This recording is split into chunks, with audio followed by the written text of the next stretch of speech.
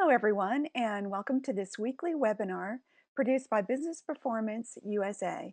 You know, we are honored when you join us every week, so thanks for being our guest today. Our webinar is KISS Kick, and most of us think about those terms and know what those acronyms really mean, but we're going to get a new spin on this today from Dr. Stewart.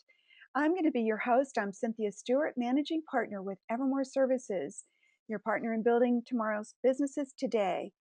Also, I've invited Victor Dominguez, Managing Partner for Ligature Group, to help us co-host today. Welcome, Victor. Thank you, Cynthia. It's a pleasure to be here. And Dr. Jeff, good to be with you as well. Let me tell you a little bit about Dr. Jeff Stewart. He is a top-level agent for a board of trustees, board of directors, and CXO teams.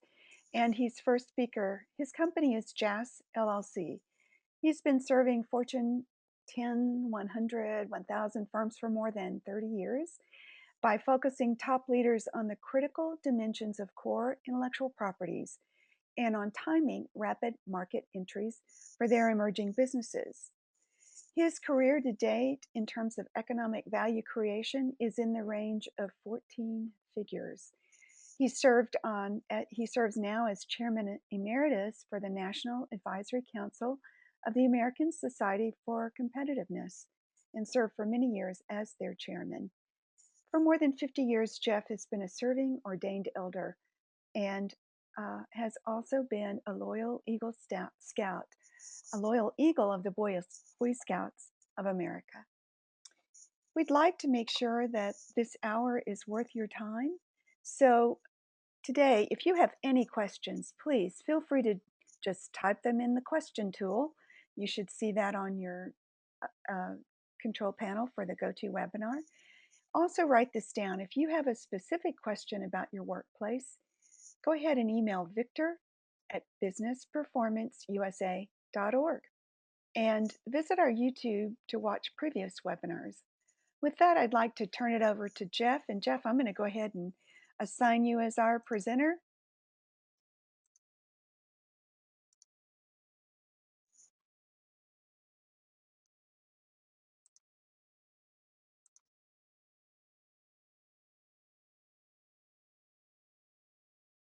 And Jeff, there we go. We see your screen. Excellent. Thank you, Jeff. Folks, we're ready to go.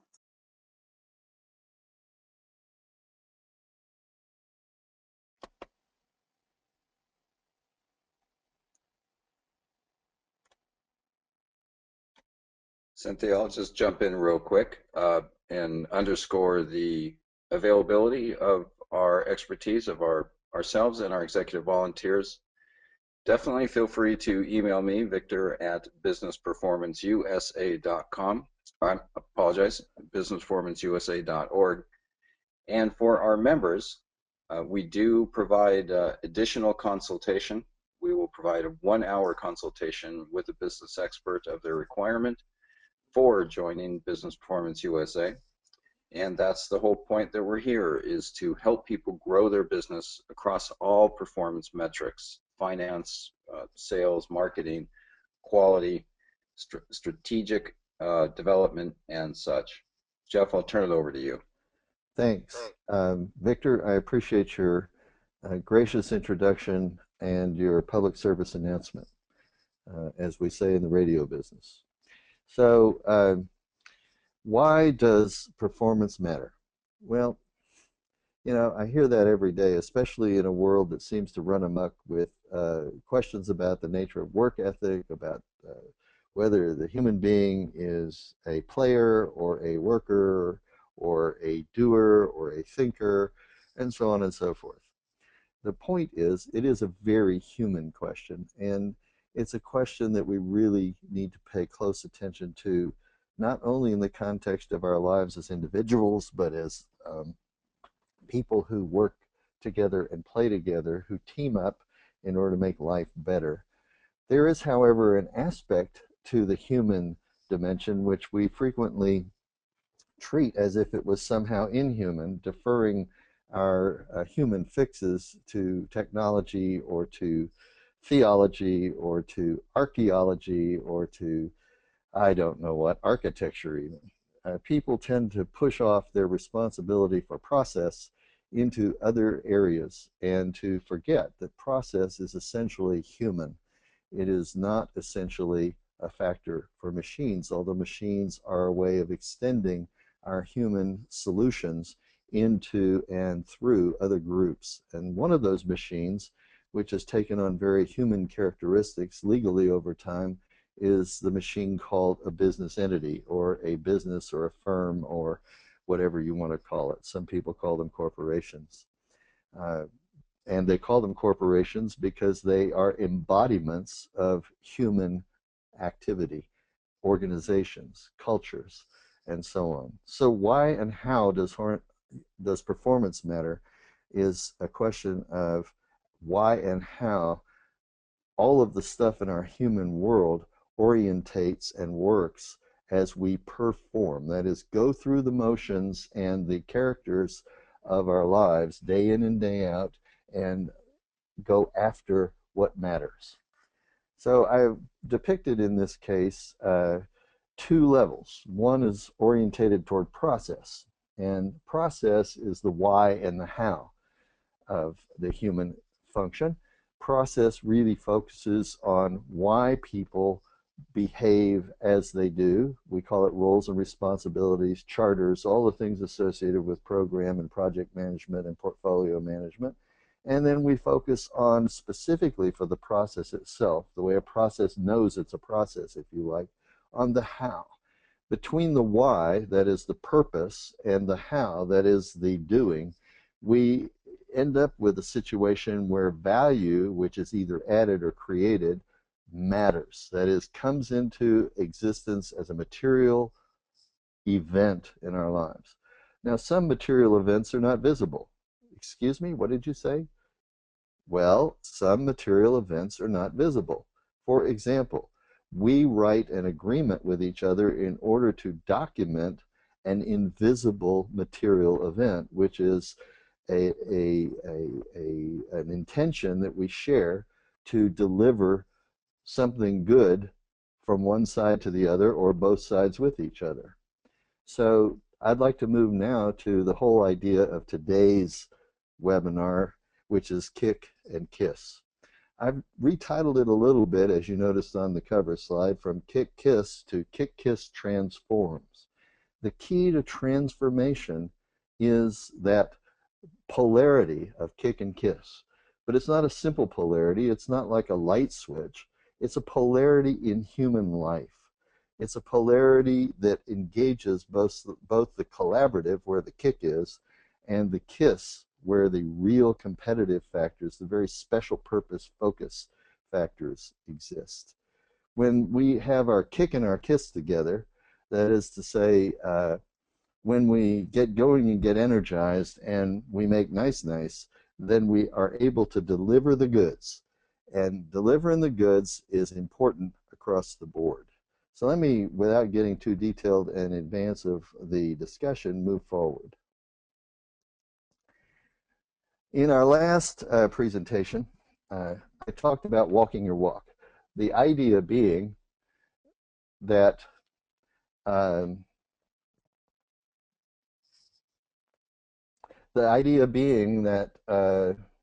what we have to do is understand the genome of our business life, our economic life.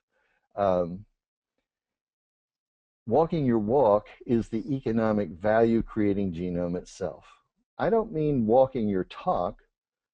That's the area of operations in itself, and I don't mean talking your walk. That's really the work of going to market and business intelligence. The key is walking your walk. That is what your life purpose brings forward to you as you reach through your positioning in the world to create value or to add value. So walking your walk becomes the double helix, and it is the basis for what we call free enterprise, or all those business entities out there that give us market experience. And market experience, as you know, is something that's critical to growing and developing a business. So what we do is we focus on the ideal world for our businesses. And I say that ideal experience constantly meets you in the real world as intelligence lights your way forward. So these are words that I've been using in this conversation so far, and I'm trying to summarize them for you very crisply so that you understand that the people component, whether it's an individual or a small group, joins with the process component and gives us the shape and the form and the rules of the road that actually develop for free enterprise. So Jeff, So let's move on a little. Yeah, go ahead. I was going to take you back to that last slide for a second, Sure. because what I hear and what I think about is a purpose-driven business model and a purpose-driven career. And these are exalted concepts, but sometimes we struggle. For instance, we work with a client that has a very basic business. They provide strapping for the shipping industry in a very finite, finite product category. And the truth is, when we work with them, they don't find a tremendous amount of life purpose in that endeavor. But how might they discover that through people and process with That's a such good a question. That's okay. a really fair question. And let me give you an example. I had a client one time that had a Mexican it was a Mexican holding company. It was actually out of Monterrey de Nuevo León in Mexico. And the company was called Empaque USA. And it was a company that specialized in packing. I'm picking up on your strapping material. There you go. Okay. Thank And you. it was a strapping young company, if you like. It had actually acquired and held the leadership in quality for the country of Mexico and set the bar high for everybody else that was in that part of the world and in that kind of industry. In fact, for industry in general, and many of the people that worked with Empaque were very proud of their work. That's an important piece in answering to your question, because on the other side of the border, there was a company called Masterpack USA, and that was the American division of Empaque USA in Monterrey de Nuevo León. Excuse me, I get my tongue tied up a little bit switching between Spanish and English. So it was a very interesting world. What happened is that they owned enormous responsibility for brand recognition. Excuse me? A strapping and packing company and brand recognition? You betcha. Because they were branded in two worlds, two cultures, two languages, and those languages and cultures and worlds went around the world because they were both very, very aggressive in over 46 markets. So every time they printed a logo on the side of a piece of packing or printed it on a piece of their custom strapping, it had to be within certain specs for the logo design. Now that's a very simple part of the intellectual property of a company, but it's very valuable. I mean, think just by analogy for a minute about the brand purity associated with Coca-Cola or Walt Disney. In the world of industrial packaging and distribution, Empaque or Masterpack basically were delivering the same kind of brand purity. So what did they do? They bought one of the largest printing rolls in the world from a European manufacturer, and they actually engraved that huge printing roll. And by the way, by large, I mean it had a diameter across the printing roll of 26 feet. So they could actually print enormous logos on a rolling printer basis and deliver with perfection what was required. Why is that important? Because in the world of free enterprise, the perfection of your practice is the practice of being the best you can be for your customers and being recognizable in precise detail for those who use you. And they can say, this is the authentic thing. That one's not printed right. I have questions. You understand? So how do Right. people feel pride in that? Well, it's the pride of their work. It's the pride of the deliverable. It's the pride of the customer.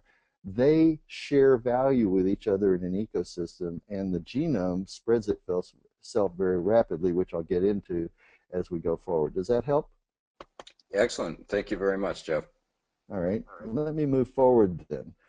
What's happened in the world since the days when Empake was a customer of mine is that small to mid-sized enterprises and small to mid-sized businesses are now in the moment that is the big deal. Now, what I mean by that is very simple. The big deal is also the little deal.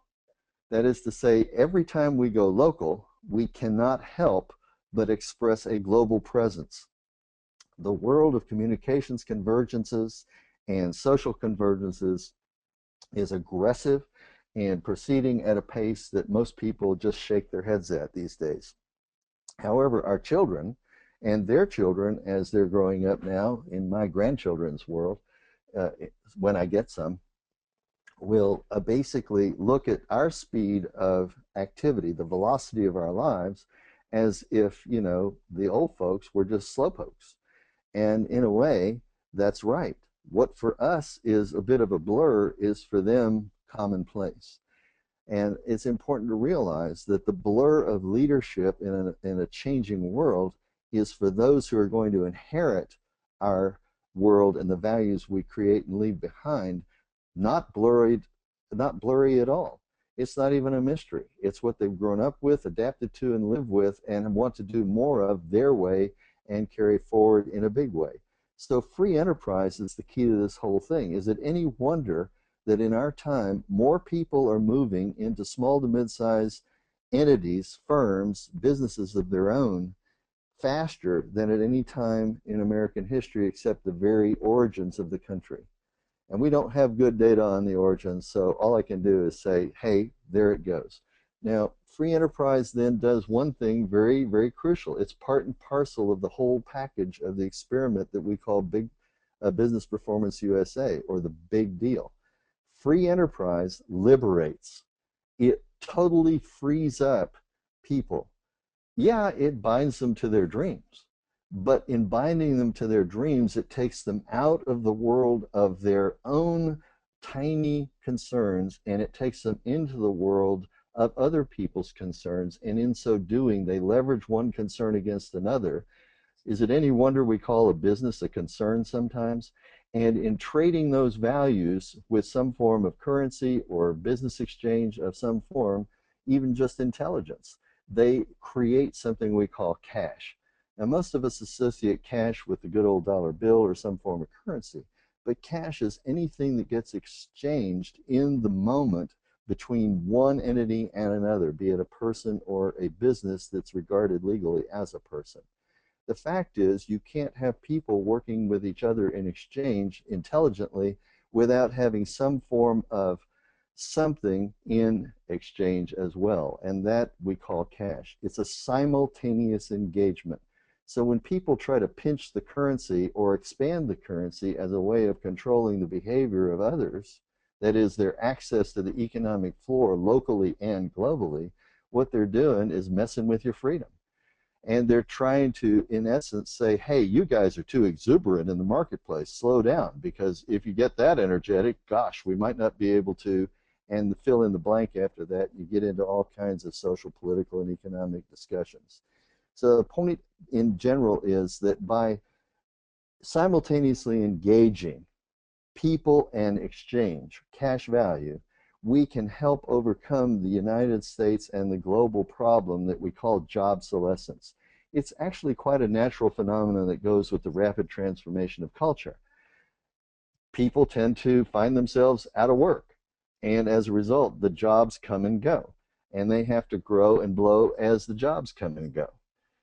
However, in our time, just like we ended up with planned obsolescence on the material goods side and on the services side that went with it, we now have planned jobsolescence beginning to occur in our own marketplaces in the first and second worlds, and increasingly even in the third worlds. When people plan on turning over other people as if they were just inventories to be turned, then we end up with a major problem. We can't even accelerate, because what happens is people are dropped by the wayside and they plug up the avenues of economic value creation and value add and exchange, and we slow down and we become kind of like bad arteries and veins in a body that's about ready to crumble and fall apart. So we get the impression that our economic world is crumbling and falling apart. In point of fact, we can do something about that, and that's what I'm about. Did you have something you wanted to ask, Victor? Well, when I hear on the last slide words like liberties and energies, simultaneous engagement, job obsolescence, these are really dynamic factors, and it doesn't seem like there's any one single solution. It seems like there would need to be multiple solutions, and in addition, there's no finish line, if you will, in terms of overcoming job obsolescence and spur in the economy. It's a continual improvement environment. So how does one Wow. begin with such a dynamic environment? Well, I'm listening to a young stallion talk to an old warhorse, and the old warhorse in me says, breed better horses. So the answer is to use the results you generate to breed trust in the environment. And as you trust and entrust others with the things that you need and want to pass along, what happens is that more than one solution is almost automatically created. It's a function of being human. The more we have trust in the collaboration around us, the more we can afford to specialize and deliver higher quality on a continuous basis. So it's an apparent paradox that's caused by our ability to rely only upon limited linguistic or visual surfacing. That is to say, the ability to get together and put something across a work table. If we rely too much on words or too much on pictures, in the end, we don't rely upon the actions we take in each other's regard and better interests. So So, let me so that, move on. Go ahead. okay, go ahead. What I'm going to talk about is the whole idea of engagement, because engaged workers can become high performance workforces. An individual contributor in their own business is a force to be reckoned with. There's no question about that. They will draw allegiance. They will build not only customer loyalty, but they'll build people who count on them in their churches and in their homes and other places. These engaged workers carry what's at stake for them with them, and as they perform better and better to higher and higher uh, benchmarks in their work, the force they bring through competition and special purpose activities in free markets gives them a basis of results to work from even further. So the focused work cultures that derive, that is the special purpose workforces that derive um, from that engagement, are what keep the fundamentals open to us day in and day out. Focused work cultures, in fact, keep the fundamentals very clearly in mind almost all the time. It's a question of mindset, we call. So keeping them clearly in mind sets them up for one success after another, for the ability to repeat their successes, to replicate in a structured fashion the very thing that is reflected from their market experience. What we typically call, in technical terms, marketing research terms, the learning curve of a business in the market. These are based upon repeated successes, that is, things that follow one after another down the stream of delivery from where you source it to where somebody else acquires it and puts it to good use. In other words, successful work cultures are work cultures that do pass things along, that do have currency, which is why currencies work. Okay? Successful work cultures become powerful and shareable not only as currencies, however, but as sources of joy and uh, livelihood, but certainly sources of joy in the very lives, the deep lives, the personal lives, and professional lives of everybody who has a stake in the businesses at hand. Any comments at that point? Uh, keep going. Great. Well, I'd like to keep going because repeatedly delivering, excuse me, that was a client, repeatedly delivering the goods earns your business the increasing trust of your clientele, because the results are what breed the trust. And the more you breed the trust, the bigger the potential value of the business becomes, either in its discrete mixes of product and service or in its broader mix of economic value creation. You are the one delivering the goods who has earned the right to become accountable and therefore invitable. You know, the more accountable somebody is in your life, the more reliable, the more determined, the more complete in their approach to your concern and more desirous of helping you, the more you want to invite them deeper into your life and into your world. You may draw, boundaries of convenience from time to time just because of other things going on. But inevitably and invitably, those boundaries of convenience become the very boundaries on which you base your further exchanges of value. So whenever asked, the very clientele who trust your firm will often offer, as a matter of their trade business, to extend themselves, not only their firms, but the entities that are behind the firms, the people themselves, on your behalf. What does that mean? That sounds awfully idealistic. Well, as a matter of fact, it's about having an ideal clientele. So let me move up a little bit. It's a matter of owning a trustworthy business. If you own a trustworthy business, you are somebody's ideal customer or client. You become part of their clientele. That is that expanded base of risk diversification that we say is the spectrum of buyer behavior. So own your trustworthy business. It permits you to extend your various social and economic capitals, that is like social media and influence, and economic capitals like hard currency and hard cash versus soft currencies like goodwill and things like that, through the very livelihoods of all the stakeholders in your enterprises.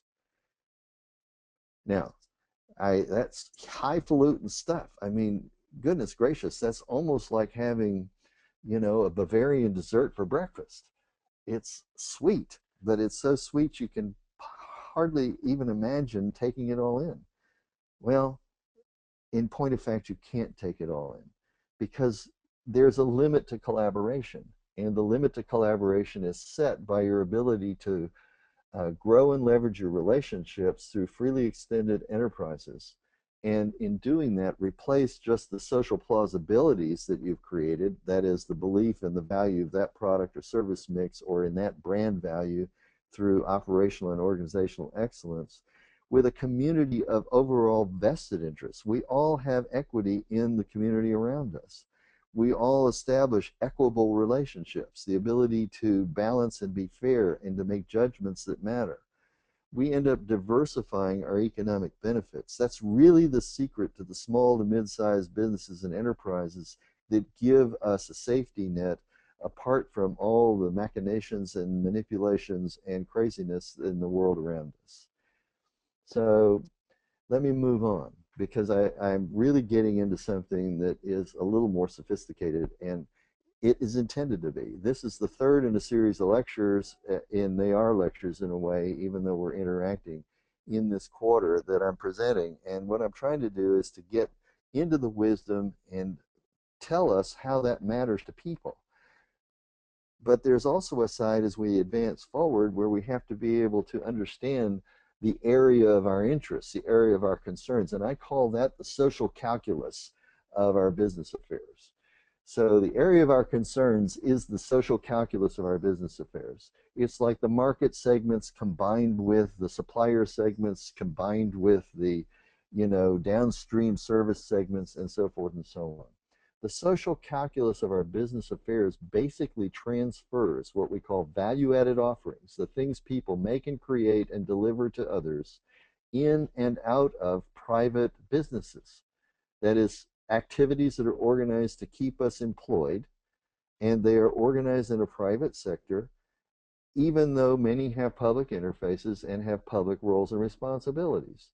They are transferring value-added offerings in and out of themselves in order to meet specific needs, wants, and desires.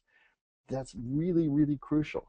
Without that point focus, we can't even begin to make sense of the larger community and the larger collaboration that's required to say that we have a regional or a national or a more than global and international marketplace.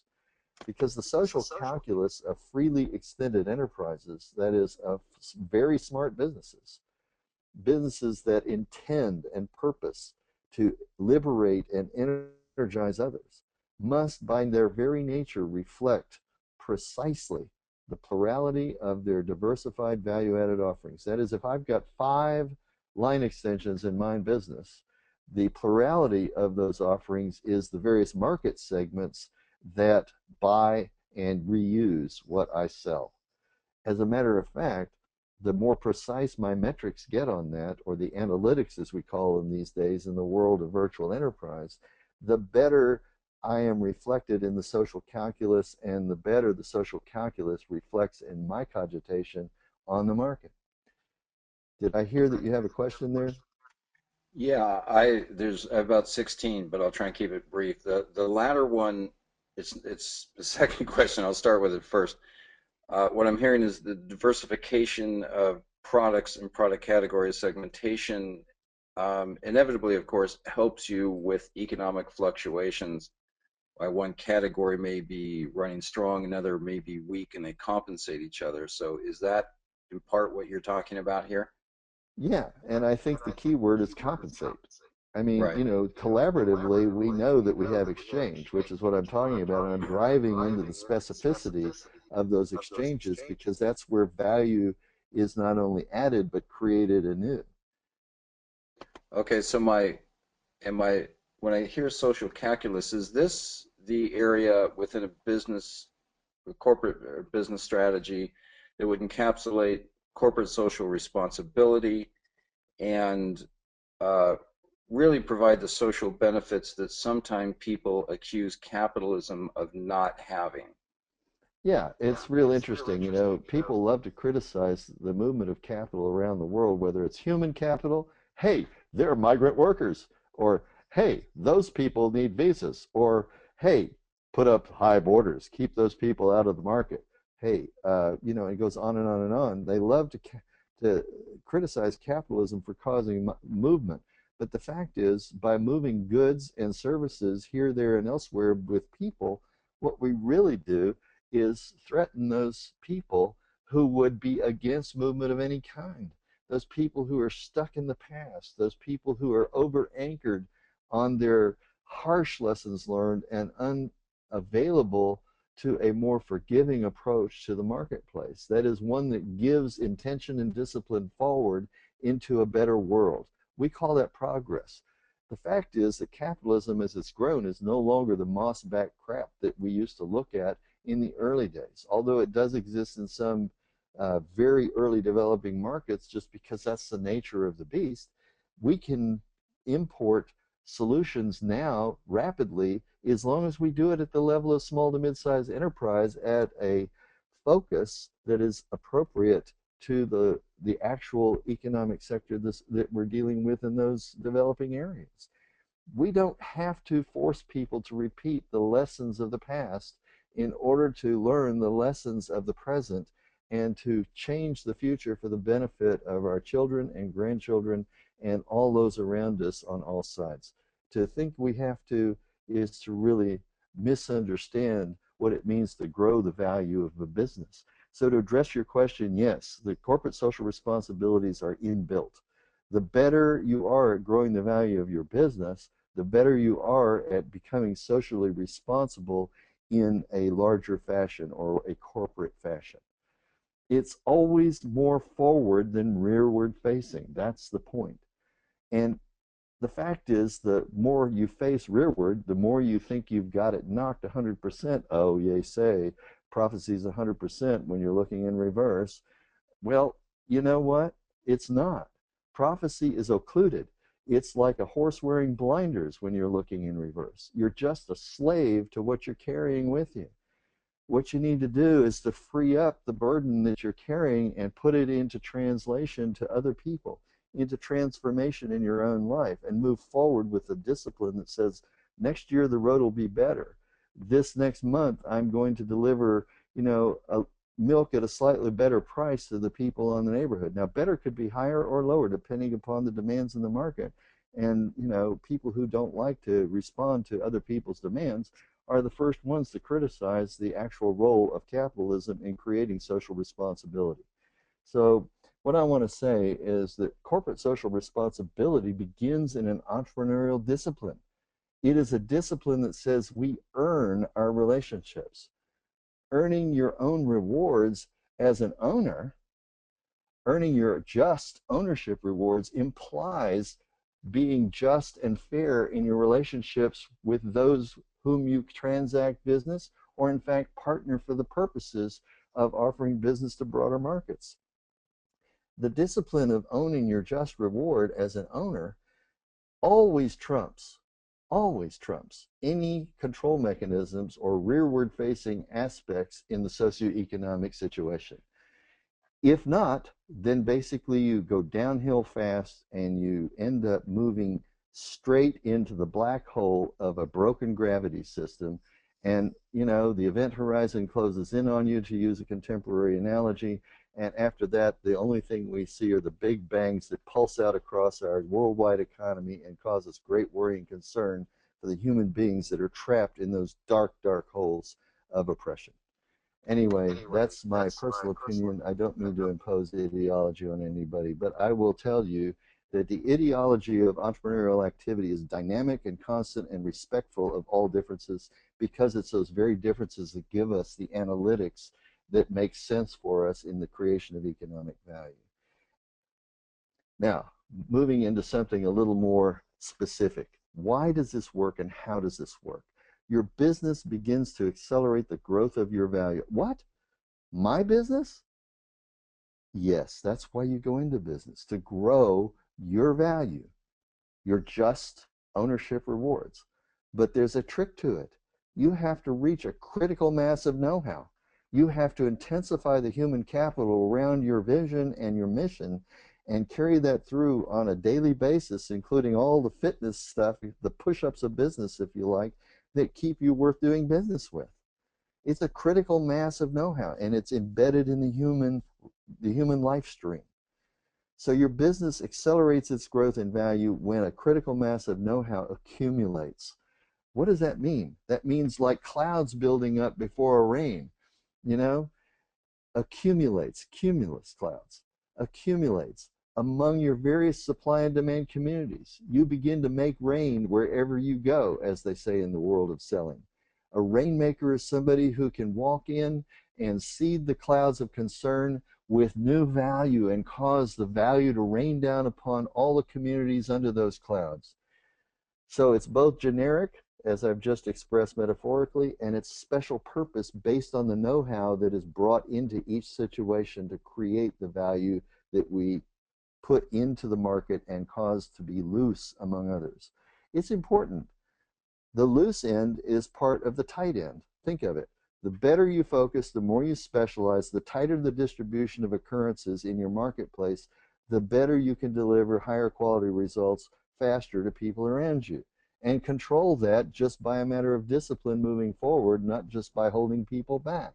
Yeah, in a big storm, we all need an anchor, but we also need a safe harbor, and the best safe harbor is the community of our shared interests.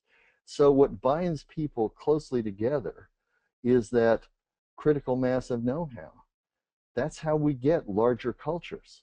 It binds them all closely together internally, but also while holding all of their other relationships. What I've said here is all the companies in kind of loose couplings. We're not so tightly strung together that when we hit a bump, everything's knocked off the road. We are loosely coupled. And in being loosely coupled, we have just a little bit of give here and a little bit of take there, enough for our business to adjust and shift and move forward into, quote, new market spaces. So it's important beyond that to understand that wisdom is the key to building business value through focusing on lenses of specific results. So we have big ideas for this stuff that we throw around in the first world countries: productivity, quality, collaboration, competition, especially, however, among strategic clientele. Building business value focuses through specific results, because people who are really, really long-term engaged with you, loosely coupled to be sure, keep a very high switching cost between you and them. You do with them, they do with you. It's too expensive to change, and that's our guard, our limit against anybody coming in and disrupting our activity without good purpose that we invite, or ourselves somehow doing something crazy inside our own loosely coupled enterprise that would affect our partner. We take care of each other. You know, there's an old saying up in the Yankee territory that good fences make good neighbors, and that's really the same basic idea. High switching cost is what helps us instill a healthy respect for both efficiency and effectiveness when it comes to getting stuff done. Entrepreneurism is really, in a legal business sense of the word, the wisdom that gets stuff done by walking the walk of purpose in your life at every point in any exchange among all parties. It doesn't matter whether it's personal, professional, legal, or financial, or political, or anything else. You have to walk your walk, and you have to have value before you can have values. So in the end, it's about what we at Business Performance USA really insist upon, and the reason for these webinars. Your business has to always be ready to go, ready to qualify and to quantify your ideal client mix. You have to become incredibly adaptive. You have to become happy and joyous about using your reason as well as your emotion, about applying social intelligence and emotional intelligence in the middle of what I like to call, in my own practice, action intelligence.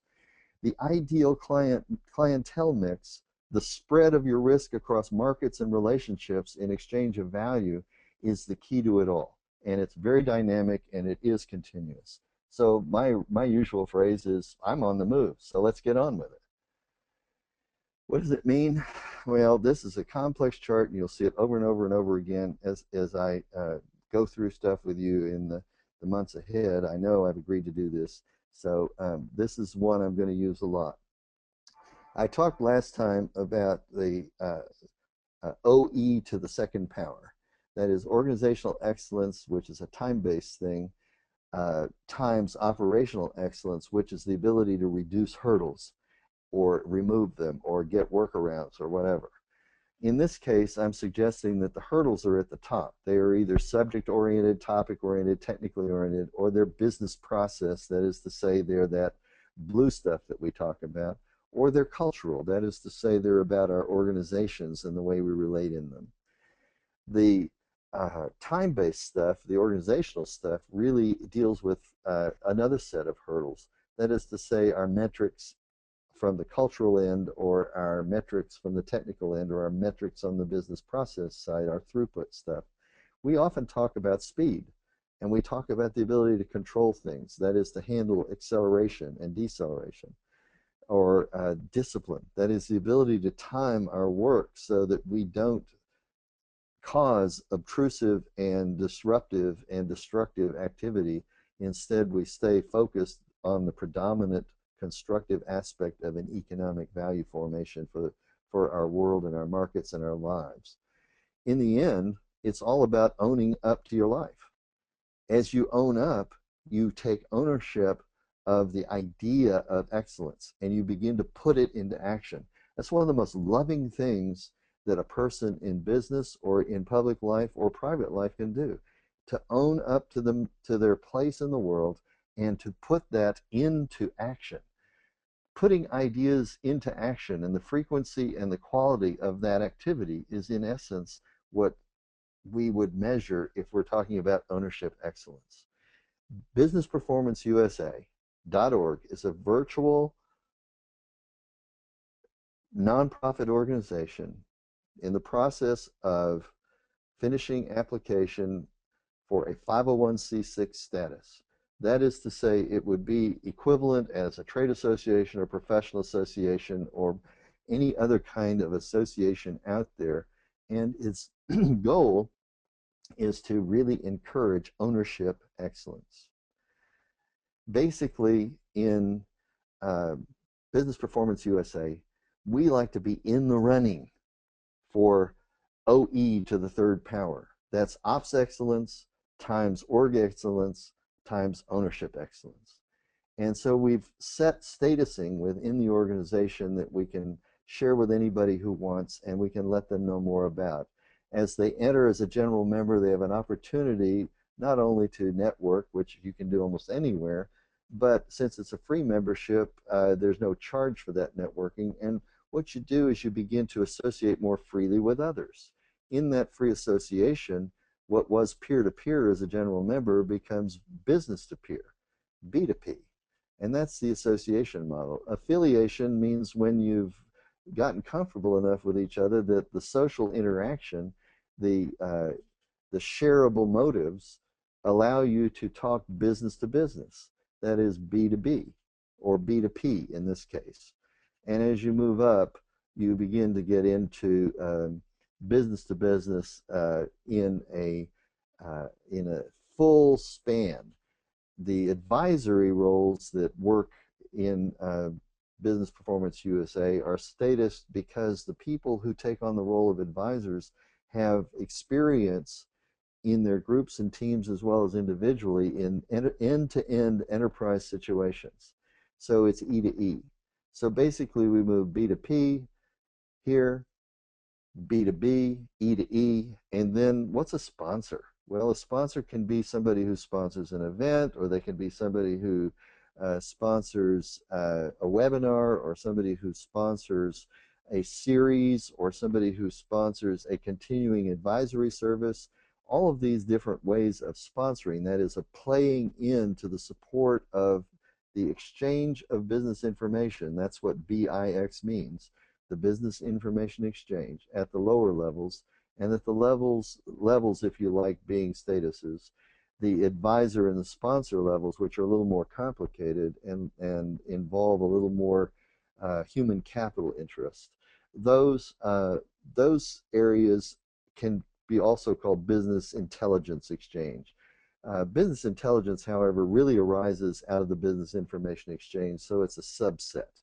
The key is being on the run for the mix of all three forms of excellence: operations, organization or culture, and ownership. If you're in the running for that, then basically you're in the running to say thank you to the world around you. This has been the third in the exemplary how-to series.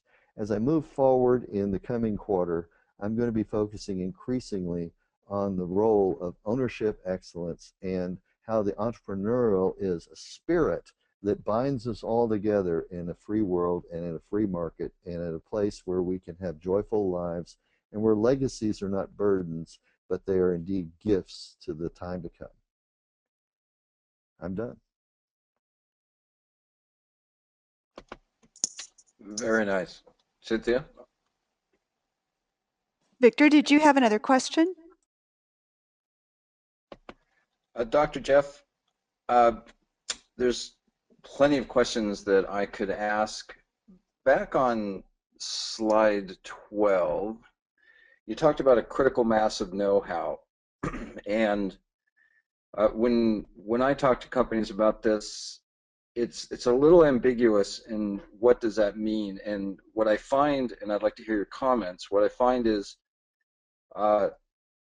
perhaps the key thing that prevents that or limits that is silos, both functional silos and expertise in regards of collaboration, but also information silos, and that is people either unwilling to share knowledge and information or simply not knowing how to share knowledge and information and not having the vehicles and opportunities to share that knowledge. So how might one mitigate these effects of functional silos and intellectual silos and become a learning organization? Yeah, well, functional silos first, okay, because that's the level at which the work is accomplished and where you can avoid undue disruption and capture early gains and make them stick in the mindset of the people who actually add the value. So how do you overcome functional silos? That is, highly specialized working environments just basically doing their thing and then throwing it over the wall to others, and people don't know what's coming. Well, you begin by building in that sense of community. Communication is really a concept that applies to the ability to share and collaborate with others, to communicate, to make things in common where we have uncommon expertise. So that communicability is key. First of all, you have to find out where there's a need. If people are suffering or they're feeling pain over something, that need is something you need to address. Pain itself is not a bad thing, although people in extreme pain often feel bad about it, and the people around them even worse because of what it does to people when it's extreme. What I want to suggest is that you want to identify the opportunity for pain early and try to avoid as much as necessary. Pain's just an alarm system. It's a way of saying, hey, the ship is stalled, stall buzzer for a flyer, or a way of saying this is the panic button, me, and that means we have to get urgent and pay attention. Why let it go that far? Why stall out your craft? Are you a test pilot? Why stall out your relationships? Are you testing your relationships? Why are you testing them? If there's undue testing going on and it has no purpose for the value you're creating, then it needs to basically stop. It becomes a barrier in itself. It's part of the resistance to change. You know, whether people actually overcome that and subrogate the pain and the suffering in order to focus on getting better results is one thing, but some people just can't hack it for one reason or another. They've been rusted out or burned out, so they end up projecting it on others. And when they do, we call that projection. It's part of the standard migration response. There are always people who say, I'm not to blame. They are, they are, they are, because they're having trouble taking ownership of their place in their work and in their world and in their lives. Whatever the reasons, they need to be addressed and pulled back into the community and made part of an active community that gives the benefit of the doubt forward. What does the benefit of the doubt mean? It means that there are good things that you can do because you've taken a skeptical view of what you see. And in that skeptical view, you begin to apply a scientific approach to life. That's in many ways the key to the whole modern, postmodern, contemporary phenomenon that we call the world today. Skepticism breeds the ability to be naive as well as solve problems in a creative way. It's a second order naivete. It's the same kind of naivete that takes an advanced physicist and has him ask fundamental questions about things going on in the universe. How about a person who's adding value, strapping a package, going to a key client who asks a very simple question, and it is, why do I bind the package this way? What is it that makes it work better? And they, in that one moment, talk to their peers and find a better way to do the job. And that job sticks in the mind of the receiving end, and they say, you know, why don't I bind my packages in a similar way? Why don't I take it one step further and take it forward? That's the forward givingness, the forgiveness that is built into the capital enterprise. And if people don't understand that, then they're guilty essentially of a mind-body dualism, of a false dichotomy that keeps us from realizing that the material aspect of life is the human aspect, and the human aspect of life makes a material difference in the lives of all people. Okay, excellent. That sounds like a tricky balance because you talk about testing. What you just described is a form of testing in a sense, because is it not? I mean, when you're forward looking, you don't have a crystal ball. You don't know really what the future will bring. So you do have to test, learn, adjust, retest, and Yeah, that can burn people out at the same time. yeah. Well, you know, you've heard about the tyranny of testing, right? Yeah, If you go in college. if you go on social media and people blitz you 6 times a day with the same dadgum market test in one version or another, what you're doing is never going to do business with them, right? Because they are expressing a tyrannical attitude with their testing behavior. What you want to do is move away from that. And hopefully, you know, as they stop getting the results that they think they need more frequently, they'll come to you with at least better questions for the test or better offerings for you to test. And, if they don't, well, they begin to learn the harsh lessons of startup capital. That is to say, the human capital has been wasted. All that time and talent that they put into it didn't get to the treasure point. And where's their treasury? It'll probably be empty. Now, that's what a lot of people don't like. Do we have to go to that Mossback level in order to understand the lessons of the last 400 years? I don't believe so. Can we use ownership excellence and its constant breeding and discipline as a way of offsetting the inherent job obsolescence that comes with, free markets? Absolutely. And I say that absolutely because I can tell you that in a way, it's the only way we absolve ourselves of the sins of the last generation. And that's a very odd statement to make in a business context, but I want to say it very simply. If we constantly miss the mark, we're only being human. And I don't mean that in a derogatory fashion. In that we're only human, then we have to become more than human. We have to share our learning and our disappointments with each other. We have to express those learnings as lessons learned and move forward with the wisdom that we've shared and earned from others and reapply that and grow. That's really just a simple thing. And my grandma taught me this. I'll tell you very frankly. She was one of the brightest peoples in my whole life. She said, Jeff, you have a tendency to be a perfectionist. And I said, so what? And she said, well, let me tell you, practice does not make perfect.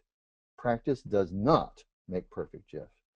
And I said, okay, I thought that's what it did. The more I practice my piano, the more I practice my hammering, the more I practice my knowledge of nature lore, the more I practice my relationships with others, doesn't that make them perfect? And she said, nope. The more you learn about how imperfect they are, the better you practice, though. And I looked at her, and there was a kernel of truth just waiting to grow into a stalk of corn. And I suddenly realized, as she said the next words out of her mouth, that there was a truth coming into my life. And that truth was, practice does not make perfect. Practice is perfect. And that's my end point. Thank you. Thank you, Dr. Jeff. And if you wouldn't mind taking us to the last screen, we'll talk about what's coming up next week. I don't have the last. Oh, there it is.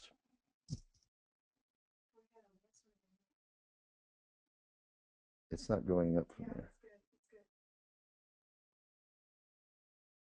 We're good. We see it. Okay. Okay, so we have next week coming up, we have the When to Use Capital Expenditures by Roz Davis Grimes, and she's going to help you determine when you need capital expenditures and how to treat them. And then I'll be giving a webinar the following week on Mighty Results. So the results are in, and now what? And it's just looking at, from a results view, how well your organization is structured to get the results you need. So we look forward to inviting you back on Tuesdays at noon Central. And we thank Jeff and Victor today for their contributions to this webinar. And with that, we'll see you next week.